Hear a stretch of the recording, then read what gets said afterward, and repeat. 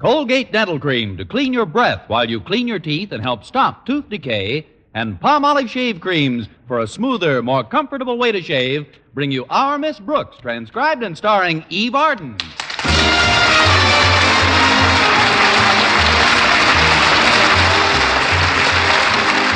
It's time once again for another comedy episode of Our Miss Brooks, under the direction of Al Lewis. Well, many people enjoy the brisk, snappy weather of the winter season. But our Miss Brooks, who teaches English at Madison High School, is definitely anti-cold. In fact, at the last count, she was sleeping beneath 11 woolen blankets. I kept warm enough that way, but it posed quite a problem for my landlady. Yesterday, when she came in to wake me up, she couldn't find me. We solved that, though. Now when I go to bed, I slip a bookmark under the bottom blanket. Last Friday at breakfast, I was complaining to Mrs. Davis about the temperature in the house. Now take this, dear. A nice steaming cup of coffee will warm you up in no time. Is it really hot? Piping hot. Here's your cup. Never mind the cup. Just pour it over me. Look, Mrs. Davis, the days aren't so bad, but last night at 11:30, my room was absolutely freezing. You could hang meat in there.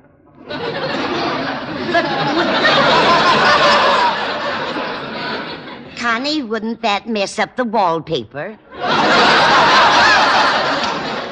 Besides, 11:30 seems awfully late for you to be up, Connie. You'd be a lot warmer if you got to bed earlier. I would have, but I had to finish some extra typing for Mr. Conklin. Our beloved principal has never been able to keep a secretary, you know. I know. I think it's a shame the way he takes advantage of you.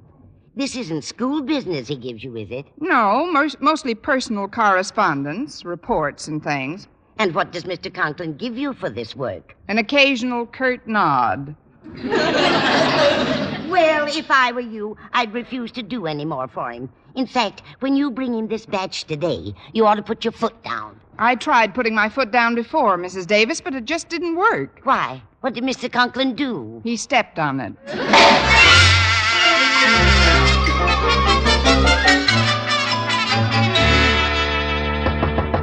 Come in. Good morning, Mr. Conklin. I brought in those papers you had me type last night. Just put them on my desk, please. What did you say?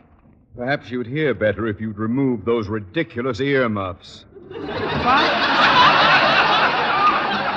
Oh, these earmuffs. They must have slipped down again.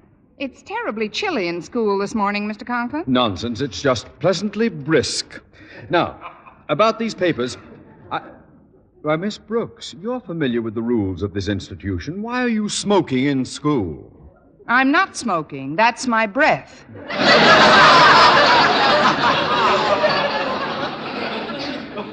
Your breath? Yes, condensing in the pleasantly brisk air. Mr. Conklin, are you sure there's enough coal in the furnace this morning? Well, of course. The janitor has been authorized to burn 37 lumps before noon. But, sir, this is going to be an exceptionally cold day, and 37 lumps of coal just won't get the job done. Perhaps you're right. I'll contact the furnace room. Hand me the phone, please. Here you are, sir. Sure. Osgood Conklin to maintenance. Osgood Conklin to maintenance.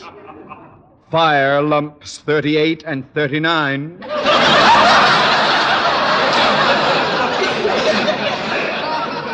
Fire lumps 38 and 39.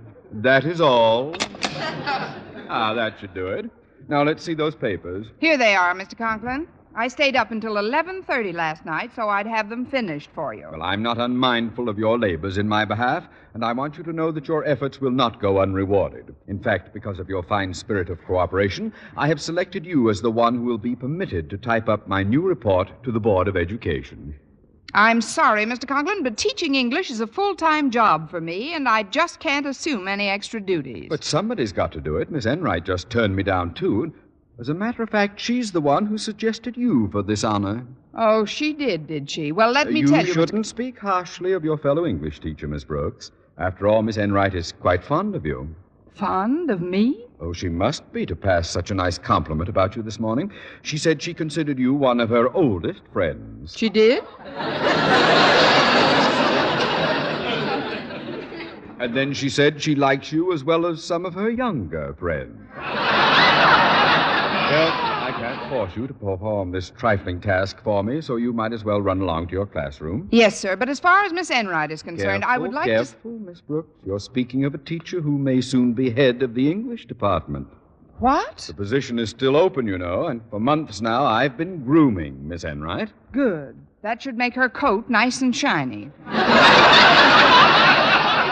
Brooks, are you inferring that Miss Enright is a horse? If the shoe fits, nail it on her.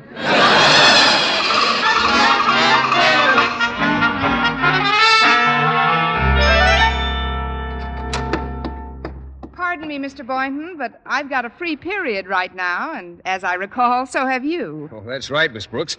Is there anything I can do for you? I'd love to. That is, the real reason I dropped in here was to get away from my own classroom for a while. Sometimes I wonder if all this effort is worth anything. If I couldn't expend all this time and energy in another direction. Say, making a pleasant home for some man, the way any normal woman does. Well, you're certainly normal, Miss Brooks. Your muscular structure's good. You have a well-shaped skull. Good sound bones. And judging from your complexion, I should say your systolic circulatory system is A1.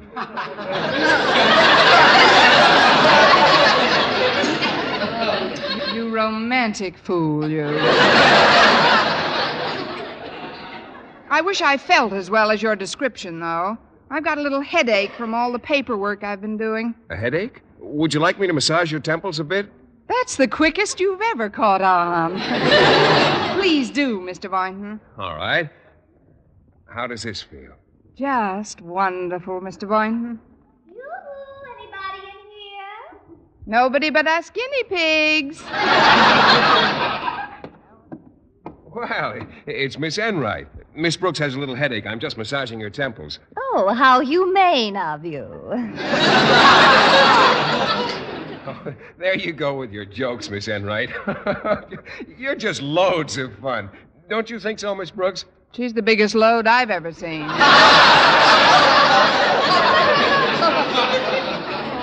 Well, Miss Brooks, I didn't expect to find you here. I just dropped in because I'm worn out from my morning classes. Sometimes I just don't know where I get the fuel to keep running. If you didn't race your engine so much, your tank wouldn't get so low.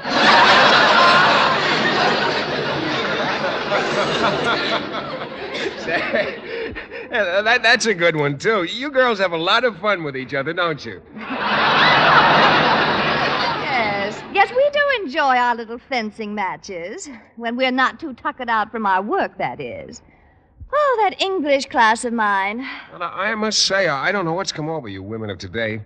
You just don't seem to have the vitality and drive of our forebears. Now, take my Aunt Mattie, for example. She taught English, but she also taught mathematics, history, science, and Latin. 5 subjects? Certainly. And then she'd go home and keep house for her husband and 9 children. 9 children? What did she teach, night school? You can jest if you want to. But if I found a woman like my Aunt Mattie, a woman who held the secret to diversified interests, I'd marry her tomorrow. If you'll excuse me now, I've got 1,000,000 papers to correct. And I'd better be running along, too. I've got to empty several waste baskets. But ladies, Goodbye, Mr. Boynton. See you later, nephew.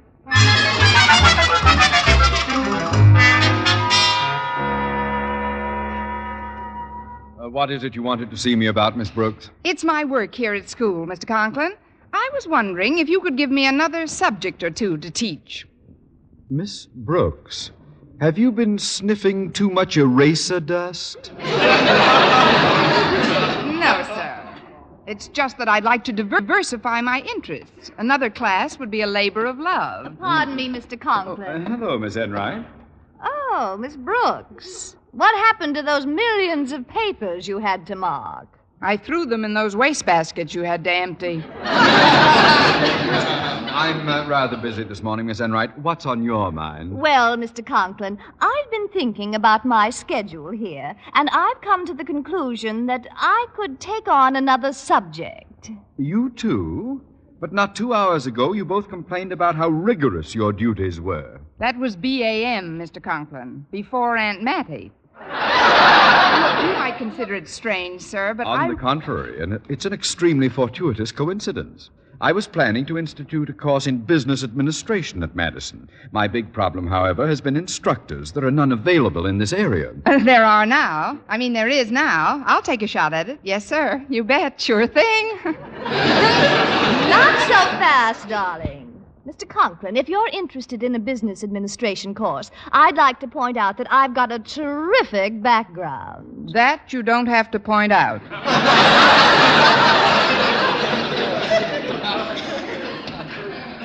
Maybe you ought to sell your bicycle.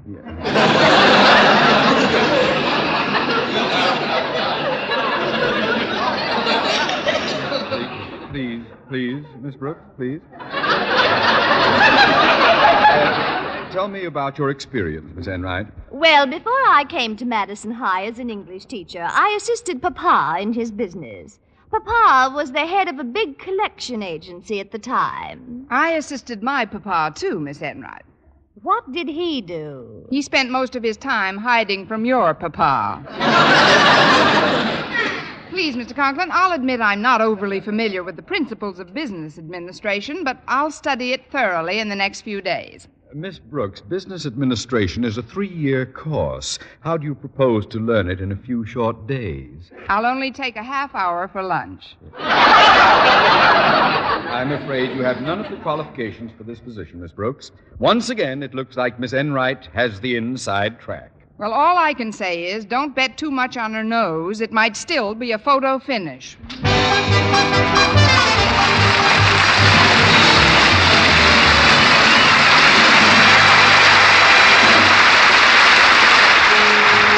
Brush your teeth with Colgate. Colgate Dental Cream. It cleans your breath. What a toothpaste. While it cleans your teeth. Colgate toothpaste. Cleans your breath. What a toothpaste. While it cleans your teeth. Colgate Dental Cream cleans your breath while it cleans your teeth. And the Colgate way stops tooth decay best. Yes, the Colgate way is the most thoroughly proved and accepted home method of oral hygiene known today. Over 2 years' research showed brushing teeth right after eating with Colgate Dental Cream helps stop more decay for more people than ever before reported in dentifrice history. The Colgate way stopped tooth decay best. No other dentifrice, ammoniated or not, offers such conclusive proof. And you should know that Colgate's, while not mentioned by name, was the only toothpaste used in the research on tooth decay recently reported in Reader's Digest. So always follow the Colgate way to clean your breath while you clean your teeth and stop tooth decay best. Brush your teeth with Colgate. Colgate Dental Cream. It cleans your breath. What a toothpaste. While it cleans your teeth. And the Colgate way stops tooth decay best.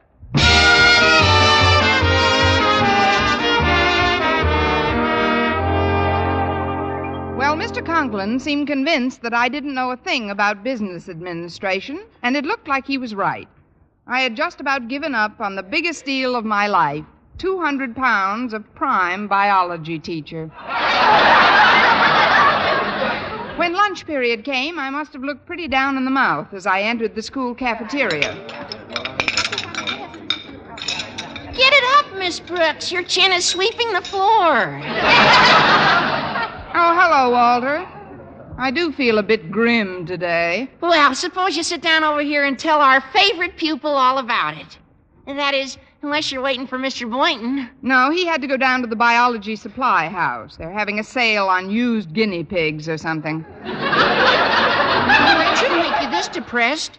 Gosh, you look like you're just about to bawl. What's the cause of it? Well, I spent about 10 minutes in Mr. Conklin's office this morning. Say no more. Here's my hanky. Mr. Conklin's the best cure I know for anybody who's got a slight case of cheerfulness. Not so loud, Walter. His daughter's about to join us. Hello, Miss Brooks. Walter. Hello, Harriet. We were just chatting about your daddy. Yeah, why isn't he in the cafeteria today? I brought a sandwich to his office. He's calling the various oil companies to see if he can't beat the price raise. It seems fuel oil for our furnace at home has gone up 3 cents a gallon. Daddy has a big problem with oil every winter. We have a big problem with Daddy every winter. You probably don't know anything about this, Harriet, but I've been hoping your father would appoint me as instructor in business administration. He did mention something about the course, Miss Brooks, but he hasn't said who's going to teach it, so you might as well keep hoping. I'm going to get myself some dessert. Can I bring you something, Miss Brooks? No, thanks, dear. I'm pretty full. I've been biting my lips all morning. Buck up, Miss Brooks. Things could always be worse. See you later, Walter. Okay, Pigeon. Now then, Miss Brooks, give me your undivided attention. You've got it, Walter. While you and Harriet were yakking it up, I was thinking, if Mr. Conklin could get the oil he wants for his furnace not only 3 cents cheaper, but 9 cents below the current price, and if this transaction was put over by you, he'd consider that you had a pretty good business head on your shoulders. Well, I guess he would be. Instead of thinking what he thinks now, that it's just a bunch of pretty auburn hair clinging to a vacant bulb.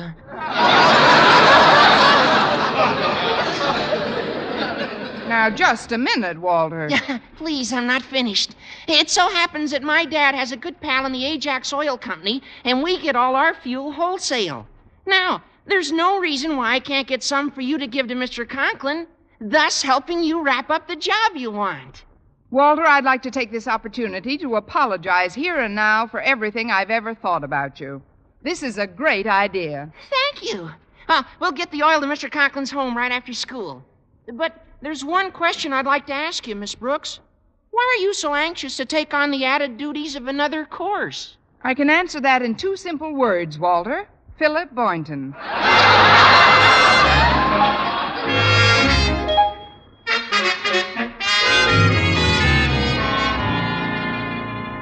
I'm glad you got home from school early today, Daddy. But why did we come down here to the basement? I wanted to show you our new furnace, Harriet. It was installed just 10 minutes ago. But what's this pink ribbon tied on it for?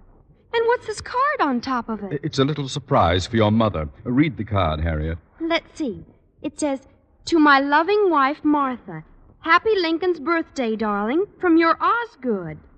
You bought Mother a furnace for Lincoln's birthday? Nothing's too good for your mother, Harriet. Besides, it's my way of making up for Christmas. I got the feeling that your mother was not too delighted with the gift she received from me at that time. I can't understand it. It was a lovely case of club soda. But,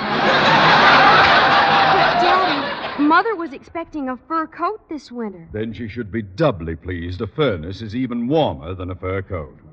Especially this brand new forced air furnace. It uses gas and a blower system. And all it requires is for me to flip open a vent and presto, any room I'm in is full of hot air. No comment, Daddy.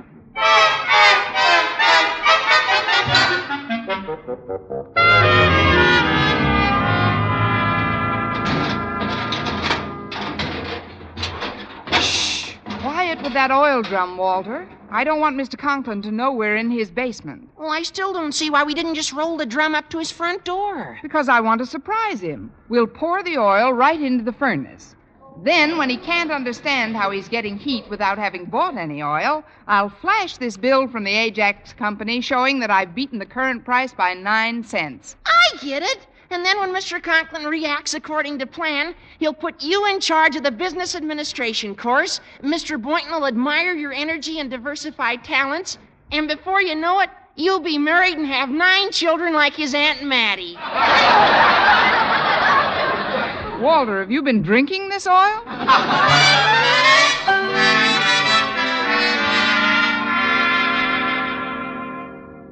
Miss Enright, your coming to my home on your own time to discuss our new business administration course has made quite an impression on me. Thank you, Mr. Conklin. But I've always been a firm believer in the old adage, don't put off until tomorrow what you can do today. My sentiments exactly. Now, if you'll just give me your coat, we'll sit down in the living room and chat for a while. Oh, I think I'll keep my coat on, Mr. Conklin. I feel a bit chilly. Oh, as you wish.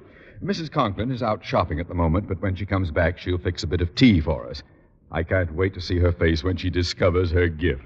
Oh? What did you buy for Mrs. Conklin? In honor of Lincoln's birthday, I bought her a brand new furnace. I haven't used it as yet, but I think I'll turn it on right now. Excuse me, Miss Enright. I'll see who's at the door. Oh, it's you, Miss Brooks. Yes, sir. I came by to discuss that new teaching job. But I've just about decided on Miss Enright for that position, Miss Brooks. Please, sir, what I have to tell you may change that decision. I'll just take a few moments of your time. Very well, then. Come in. Now, please be brief, Miss Brooks. Miss Enright and I have many matters to discuss. Yes, sir. Oh, hello, Miss Enright. Hello, Miss Brooks. Did you come by to show me what a good loser you are? I'll deal with you when you slither into school tomorrow. Right now, I've got some business with Mr. Conklin. You see, sir, I've always been a firm believer in the old adage, don't put off until tomorrow what you can do today. A salty cliche, if I ever heard one. Please come to the point. Yes, sir. Mr. Conklin, what would you say if I told you that I was going to put $8.95 into your pocket this minute? I'd say sit down, Miss Brooks. Mr. Conklin, I'm going to put $8.95 into your pocket this minute. Sit down, Miss Brooks. Thank you. Now, in this transaction... Pardon me, but isn't it awfully chilly in here? For once, we're on the same side. It might be a very jolly thought to turn on your furnace, Mr. Conklin, and burn some nice, cheap oil. I don't have any oil in my furnace. However, if you ladies are cold, I should be happy to... Excuse me, Daddy, but I've got to talk to Miss Brooks privately right away. Will you kindly step out into the hall with me, Miss Brooks? Harriet, you know my house rules about disturbing adult conversations? It's terribly personal, Daddy, and it'll just take a second. Sounds important, Harriet. I'll be right back, Mr. Conklin. Meanwhile, I'm sure Miss Enright can regale you with some brilliant yakety-yak. It's happened, Miss Brooks. Daddy's done the worst possible thing that could happen. He signed on for another year at Madison High? No, he bought Mother a furnace for a Lincoln's birthday gift. He must have gotten his rebate on the club soda bottles. You don't understand. I just saw Walter Denton in the basement. He was washing his hands in the sink down there. Sounds like a reasonable place. He told me you put oil in the furnace. That's right, to surprise your father. You'll surprise him, all right. He bought a gas-operated forced air furnace. What? Oh, this is terrible. We've got to work fast, Harriet. You run down to the basement and tell Walter to get some tubing and siphon that oil out of the furnace at once. Okay, Miss Brooks. And you go on in and keep Daddy's mind occupied so he doesn't turn it on until I come back with the all clear. All right, Harriet. Now, for heaven's sakes, hurry. I'm dashing this minute. Good luck, Miss Brooks. I'll need it. Well, Miss Brooks, has my daughter concluded her personal business with you? Yes, sir. It was nothing, really. Now then, about this business transaction of yours. Boy, it's sure hot in here. Hot? I'm terribly warm. Do your lips always turn blue when you're warm? I'm still shivering, Mr. Conklin. Well, I've got high blood pressure, so I'm usually warmer than the average person, but I'll turn the heat up if you want me to, Miss Enright. No! I mean, why turn on the heat? Too much heat isn't healthy. Bless you, darling. I must have sat in a hot draft. Now, about the $8.95 I saved you, Mr. Conklin. Oh, excuse me one moment. I'm going to see if my new thermostat is accurate. I want everything to be just right when Mrs. Conklin comes home. First, I'll open the large vent in this wall. Now we'll just set this thermostat for 76 degrees. That should get the furnace going rather quickly. Ooh, it can't warm up quickly enough for me. It can for me. Excuse me, Mr. Conklin. Where are you going, Miss Brooks? Into the coat closet. I have a roll of film that needs developing. Oh, stop that idiotic jabber and let's get down to cases now. Perhaps we should set the thermostat up to 80 or so. Then the furnace will really get going. Here, I'll do it. But, Miss Enright, It's all right, Miss Brooks. I want to see how the new furnace reacts. Here, I'll turn it up to 85 degrees. Yeah. Now it's starting. Listen to the lovely sound of that nice hot air scurrying up the pipe.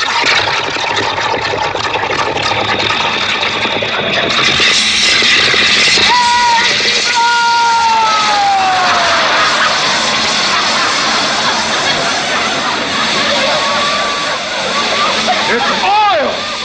Black, dirty oil all over my furniture and rugs. Here, I'll turn it off. Oh. Oh, my suit. Oh, my dress. Oh, my neck. What happened to my brand new furnace? This entire room is full of oil. What'll we do? Well, we could toss a giant salad.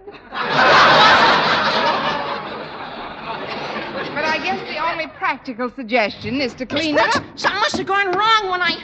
Holy cow! What are you people doing in here? Rehearsing for a minstrel show? You guessed it, Walter. And I don't know about anybody else, but if the interlocutor will excuse me, I, for one, am going to pick up my tambourine and beat it.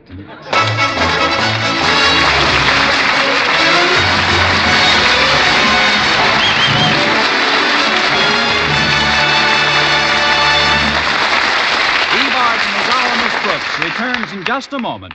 But first, men, does your face do a slow burn every time you shave? Then it's time you heard the good news about smoother, more comfortable shaves the Palmolive shaving cream way. That's right, smoother, more comfortable shaves. And men, only Palmolive, no other shaving cream, offers you real proof, not just promises, of smoother, more comfortable shaves. For the new Palmolive shaving cream way gets beards really soft, and it provides a protective film that actually floats your razor's cutting edge. Yes, even in cold or hard water, you get a clean, close shave every time. Super smooth, super comfortable. Over 2,500 men tested Palmolive shaving creams thoroughly.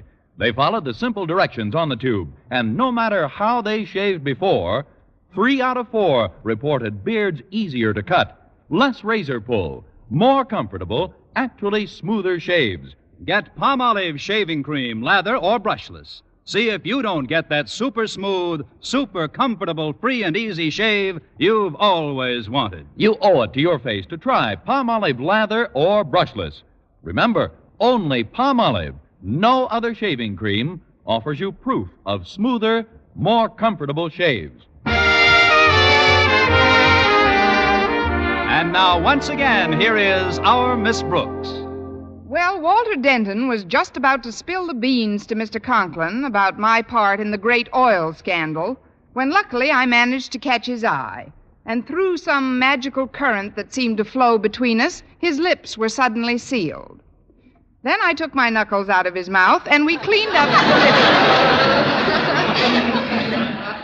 After that, Walter took me home, and when we got to the door, he said, Gosh, Miss Brooks, do you think you may still get a crack at that business administration course? I don't know about the business administration, Walter, but if he finds out about today, it's a cinch we'll both get the business. This is Burns Smith reminding you to tune in next week to another Our Miss Brooks show, brought to you by Palmolive Shave Creams for a smoother, more comfortable way to shave, and Colgate Dental Cream to clean your breath while you clean your teeth and help stop tooth decay. Our Miss Brooks, starring Eve Arden, is produced by Larry Burns, written by Al Lewis, with the music of Wilbur Hatch.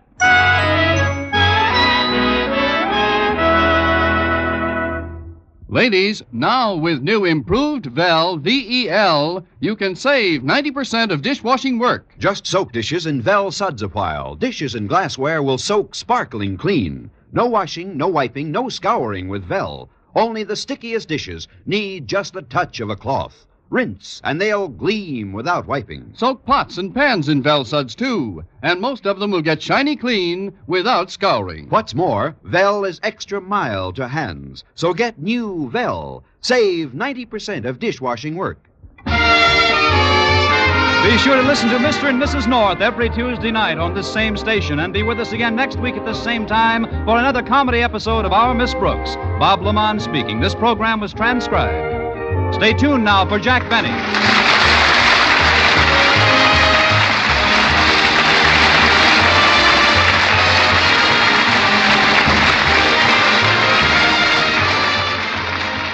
This is CBS, the Columbia Broadcasting System.